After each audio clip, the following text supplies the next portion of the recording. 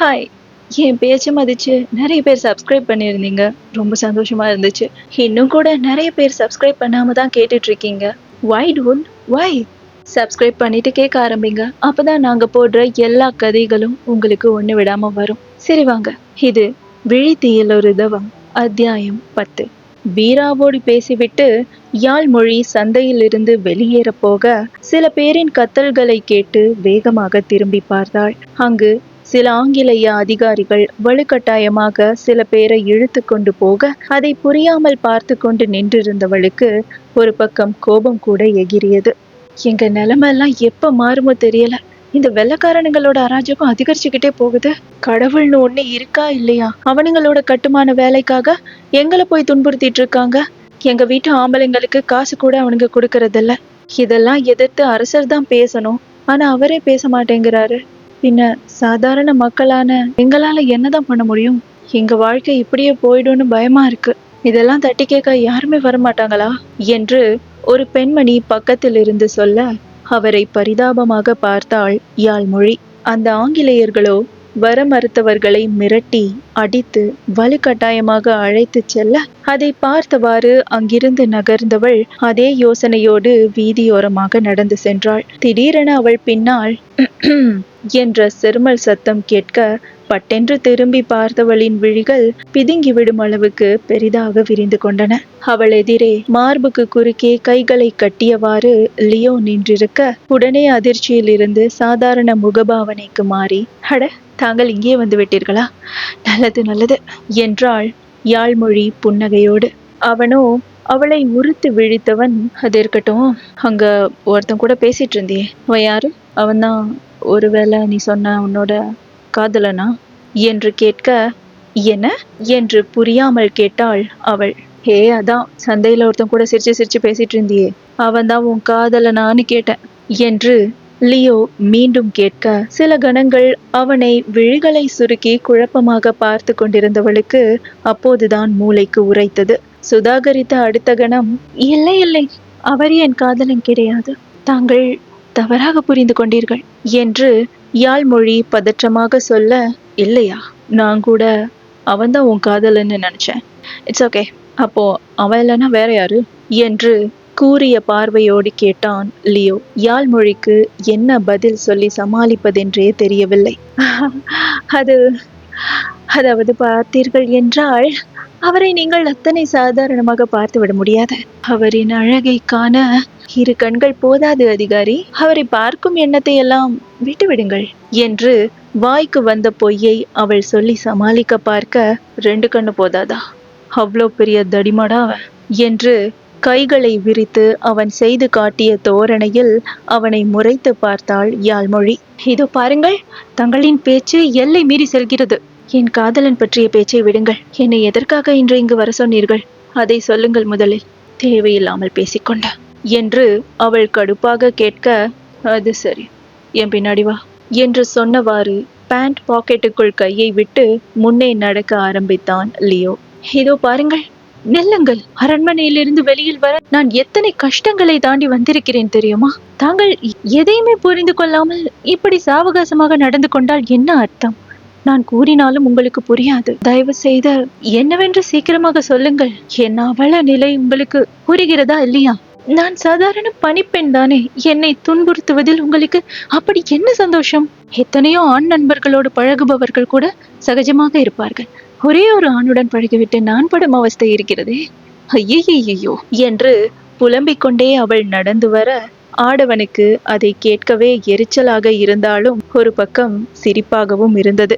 இருந்தாலும் அதை காட்டிக்கொள்ளாமல், shut up, இன்னொரு வார்த்தை பேசினேன்னா உன்னை நான் ஷூட் பண்ணிடுவேன் என்று லியோ கத்தியதும் பயத்திலேயே அவள் வாயை இருக்க மூடிக்கொள்ள இருவரும் அவனின் காருக்கு அருகே வந்து நின்றனர். லியோவோ காருக்குள்ளிருந்து பெரிய அழுக்கு துணிகள் கொண்ட ஒரு மூட்டையை கையில் எடுத்தவன் அவள் கைகளில் திணிக்க அதை அதிர்ச்சியாக பார்த்தாள் யாழ்மொழி. என்ன இது என்று அதிர்ச்சி குறையாத குரலில் பதற்றமாக அவள் கேட்க, என்னோட ட்ரெஸ் தான், இதை நல்லா துவைச்சு 2 daysல, 2 நாள்ல கொண்டு வந்து கொடு, கரெக்ட் என்று கட்டளையாக சொன்னான் அவன். சில கணங்கள் அவன் சொன்னதை சுதாகரிக்க கூட முடியாமல் சிலை போல் நின்றிருந்தவள் உணர்ந்த மறுகணம் அழாத குறையாக அவனை ஒரு பார்வை பார்த்தாள். ஏன், ஏற்கனவே எனக்கு நிறைய வேலைகள் இருக்கிறது. ஏகப்பட்ட வேலையை வைத்துக்கொண்டு இப்போது இதுவுமா? புரிந்து கொள்ளுங்கள், இளவரசியை பார்த்து கொள்வதிலேயே என் நாள் முடிந்துவிடும்.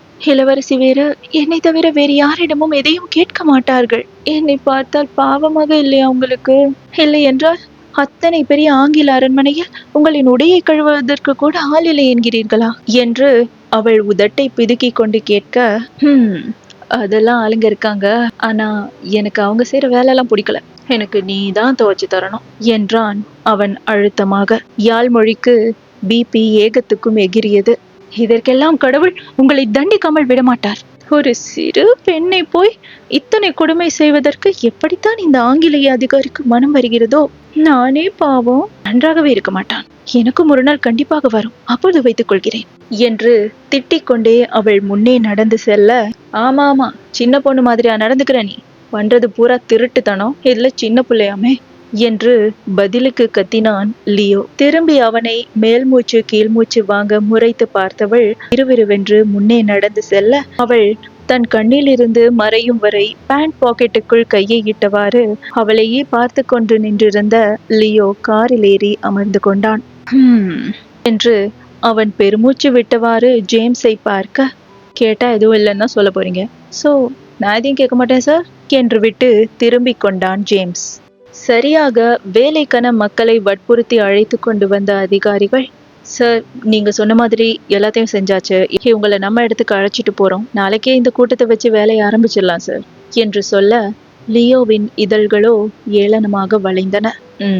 கோ ஹெட் என்று அதிகாரமாக அவன் சொல்ல, அதே நேரம் அவனை கடந்து மின்னல் வேகத்தில் சென்றது வில்லியமின் கார்.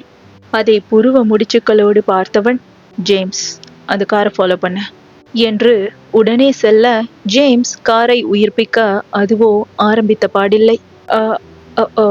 சார் ஸ்டார்ட் ஆக மாட்டேங்குது என்று அவன் முயற்சித்தவாறு சொல்ல, ஷிட், இந்த காரை விட அந்த குதிரை வண்டி எவ்வளோ பரவாயில்ல என்றான் லியோ கடுப்பாக. இவனின் கோபத்தை தாங்காததினாலோ என்னவோ உடனே வண்டி ஆரம்பித்து விட, தேங்க் காட் ஸ்டார்ட் ஆயிடுச்சு சார் என்று பெருமூச்சு விட்ட ஜேம்ஸ் உடனே வில்லியமின் கார் சென்ற திசைக்கு வண்டியை பறக்க விட்டான். போகும் வழியில் தெருவோரமாக கிடந்த மூட்டையை கவனித்த லியோ, ஸ்டாப் த கார் என்று வேகமாக வண்டியில் இருந்து இறங்கி அந்த மூட்டையின் அருகே சென்றான். அது யாழ்மொழிக்கு லியோ கொடுத்த உடைகள் அடங்கிய மூட்டைதான். தெருவோரமாக அனாதையாக அது கிடக்க ஏதோ ஒன்று அவனுக்கு புலப்படுவது போலிருந்தது. ஜேம்ஸ், நம்ம பேலஸ்க்கு வண்டி விடு என்று சொல்லிக்கொண்டே அவன் காரில் ஏறிய மறுகணம் முழு வேகத்தில் காரை செலுத்தினான் மற்றவன்.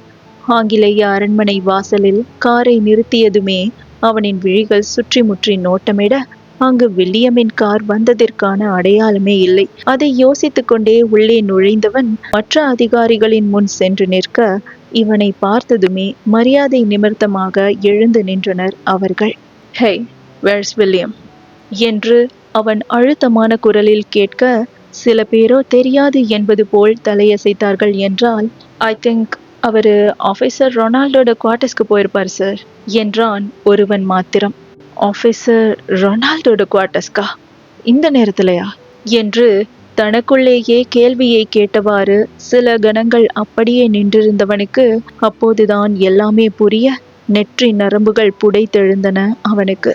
விழிகள் சிவக்க கைமுஷ்டியை இறுக்கி கோபத்தை கட்டுப்படுத்தியவன், ஜேம்ஸ் கெடான், இதுக்கப்புறம் நான் பார்த்துக்கிறேன் என்று அழுத்தமாக சொல்ல, அவனின் கோபத்தில் சிவந்த முகத்தை அதிர்ச்சியாக பார்த்தவாறு காரில் இருந்து இறங்கினான் மற்றவன். லியோவோ ஓட்டுநர் சீட்டில் அமர்ந்து கொண்டவன் மின்னல் வேகத்தில் காரை செலுத்த, அடுத்த 10 நிமிடங்களில் புழுதி பறக்க ரொனால்டின் குவார்ட்டர்ஸின் முன் நின்றது அவனின் கார். தடாலடியாக உள்ளே நுழைந்தவனை ஹாலில் அமர்ந்திருந்த வில்லியம் புரியாமல் பார்க்க, லியோவோ அவனை எல்லாம் கொஞ்சமும் கண்டுகொள்ளாமல் உள்ளே இருந்த அறையொன்றிற்குள் நுழைந்தான். அங்கு கையில் மதுபான குவளையோடு தான் வரைந்திருந்த ஓவியத்தை ரொனால்டு ரசித்து பார்த்து கொண்டிருக்க, அதை கவனித்தவனின் விழிகள் அதிர்ச்சியில் விரிந்தன. அங்கு அந்த ஓவிய பலகையில் யாழ்மொழியின் உருவம்தான் அத்தனை அழகாக வரையப்பட்டிருக்க, ஆபீசர் ரொனால்ட் என்ற லியோவின் குரலில் சட்டென திரும்பி பார்த்தார் அவர். ஓ, வெல்கம் லியோ. என்ன திடீர்னு வந்திருக்க? அத பாத்தியா? ரொம்ப அழகா இருக்கால, like a princess. But you know what, she's just a servant. உன்னால நம்ப முடியலல்ல என்று அவர் சொல்லி சிரிக்க, ஓ என்று மட்டும் சொன்னவனின் காதில் சட்டென அந்த சத்தம் கேட்டது. ஐயோ, என்னை விடுங்கள், நான் செல்ல வேண்டும், விட்டு விடுங்கள் என்ற யாழின் கத்தல்கள் காதில் விழுந்ததும் உடனே திரும்பி பார்த்தான் லியோ. ஓ காட், இன்னும் இவ கத்துறது விடலையா? பார்க்க அழகா இருக்காதான், ஆனா ரொம்ப adamant. And what's wrong with you Leo? Is there anything important? எதுக்காக இங்க வந்தீங்கன்னு சொல்லவே இல்லையே என்று ரொனால்ட் கேட்க, ஒரு கணம் யாழ்மொழி அடைக்கப்பட்டிருக்கும் அறை இருக்கும் திசையை பார்த்தவன் மேலும் கீழும் இறுகிய முகமாக தலையசைத்தான். எஸ் சார், இந்த கண்ட்ரில இருந்து நாம ரீசெண்டா நிறைய பொருட்களை எக்ஸ்போர்ட் பண்ணியிருக்கோம். ஆனா அரசர் சொன்ன வீதத்தை விட நாம எக்ஸ்போர்ட் பண்ணியிருக்கிற வீதம் அதிகமா இருக்கு. இது பத்தி அரசர் வேந்தனுக்கு தெரிஞ்சா நமக்கு தான் பிரச்சனை என்று லியோ வேறு ஏதோ ஒன்றை பற்றி பேசி திசை திருப்ப, அலட்சியமாக தோளை குலுக்கியவாறு அந்த அறையிலிருந்து வெளியேறியவர் வில்லியமுக்கு எதிரே அமர்ந்து கொண்டார். That's my exact plan Leo, but I'm sorry, இதை பத்தி நான் முன்னாடியே உன்கிட்ட இன்ஃபார்ம் பண்ணியிருக்கணும். அரசர் சொன்ன அந்த பெர்சன்டேஜ் எல்லாம் நமக்கு பத்தாது லியோ, அதான் நாமளே எடுத்துக்க வேண்டியதா போச்சு. ஒருவேளை அரசருக்கு தெரிஞ்சா just attack the palace and kill him. இவனுங்கெல்லாம் வாழ்ந்தா நாம பிழைக்க முடியாதுல்ல என்று அவர் சொல்லி வில்லியமுக்கும் மதுவை ஊற்றி கொடுக்க, கரெக்டா சொன்னீங்க சார் என்று அதை வாங்கி விஷம புன்னகையோடு குடித்தான் மற்றவன். அதே நேரம் மறுபக்கம் யாழ்மொழியின் அழுகுரல் விடாமல் அந்த இடம் முழுவதும் எதிரொலித்து கொண்டே இருந்தது. I just can't wait William. கத்தி கத்தி அவளே களைச்சு போய் அடங்கிடுவா, அப்போதான் நம்ம வேலையை ஆரம்பிக்கணும் என்று அவர் சொல்லி ஒற்றை கண்ணை சிமிட்ட, வில்லியமுக்கும் அவளை ருசித்து பார்க்கும் வெறி அதிகமாகிக் கொண்டே இருந்தது. ஆனால் லியோவுக்கு ஒரு பக்கம் தன் கோபத்தை கட்டுப்படுத்த முடியவில்லை என்றால், இன்னொரு பக்கம் ஏனென்று தெரியாத ஒரு பதற்றம் அவனை சூழ்ந்து கொண்டது. தினமும் இங்கு ஒரு பெண் சித்திரவதை செய்யப்படுவது அவன் அறியாமல் இல்லை. ஆனால் இன்று அதே இடத்தில் யாழ்மொழியை பார்த்ததும் அவனால் நிலை கொள்ள முடியவில்லை. இந்த உணர்வுக்கான அர்த்தம் அவனுக்கே தெரியவில்லை. கேட்டால் காதல் இல்லை என்பான். ரொனால்டும் வில்லியமும் அனுபவிக்க போகும் சுகத்திற்காக இப்போதே மதுவை அருந்தி இன்பத்தில் மூழ்கி கொண்டிருக்க, அப்போ நான் கிளம்புறேன் சார் என்று விட்டு அங்கிருந்து வெளியேறிய லியோ காருக்கு அருகே சென்று சுற்றி முற்றி நோட்டமிட்டான். குவார்ட்டர்ஸின் வாசலில் 3 அதிகாரிகள் நின்று கொண்டிருக்க, தனக்குள் ஒரு திட்டத்தை தீட்டியவாறு அவர்களுக்கு அருகே சென்றவன், நீங்கெல்லாம் வேலையில கவனமா தான் இருக்கீங்களா? உங்களை பார்த்தா பிரிட்டிஷ்க்கு நேர்மையா இருக்கிற மாதிரி எனக்கு தெரியலையே. உண்மையை சொல்லுங்க, என்ன பண்ணிட்டு இருக்கீங்க என்று கோபமாக பேச, அந்த அதிகாரிகளோ பதறியே விட்டனர். What happen sir? நாங்க என்ன பண்ணோம் என்று அவர்கள் பதற்றமாக ஒருவர் முகத்தை ஒருவர் பார்த்து கொள்ள, இப்போ நான் காருக்கு பக்கத்துல வரும்போது அந்த பக்கம் யாரோ ஓடினதை நான் பார்த்தேன். ஆனா நீங்க 3 பேரும் துரத்திக்கிட்டு ஓடாம ஏதோ டூர் வந்த மாதிரி ஜாலியா பேசிட்டு இருக்கீங்க. முதல்ல போய் அவன் யாருன்னு பாருங்க. அவன் இல்லாம வந்தீங்க, I'll kill you என்று அடித்தொண்டையிலிருந்து கத்தினான். உயர் அதிகாரியான அவனின் பேச்சை மறுக்க முடியாமல் அவர்களும் துப்பாக்கியை தயார் நிலையில் வைத்தவாறு அவன் காட்டிய திசைக்கு ஓட, அடுத்த கணம் மின்னல் வேகத்தில் செயற்பட்டான் லியோ. அந்த குவார்ட்டர்ஸின் பின்வாசல் வழியாக வீட்டுக்குள் நுழைந்தவன் அழைத்து வரும் பெண்களை அடைத்து வைக்கும் ரொனால்டின் அறையை நோக்கி வேகமாக செல்ல, அதே நேரம் அந்த அறைக்குள் உதவிக்காக கத்தி கத்தி களைத்து போய் தரையில் அமர்ந்திருந்தாள் யாழ்மொழி.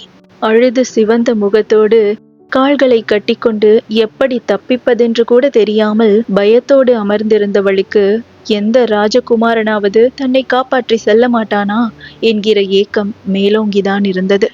ஒவ்வொரு கதைகளிலும் இளவரசியை காப்பாற்ற ராஜகுமாரன் குதிரையில் வருவான். ஆனால் அனைத்தும் கட்டுக்கதைதான். என்னை காப்பாற்ற எந்த இளவரசனும் வரப்போவதில்லை.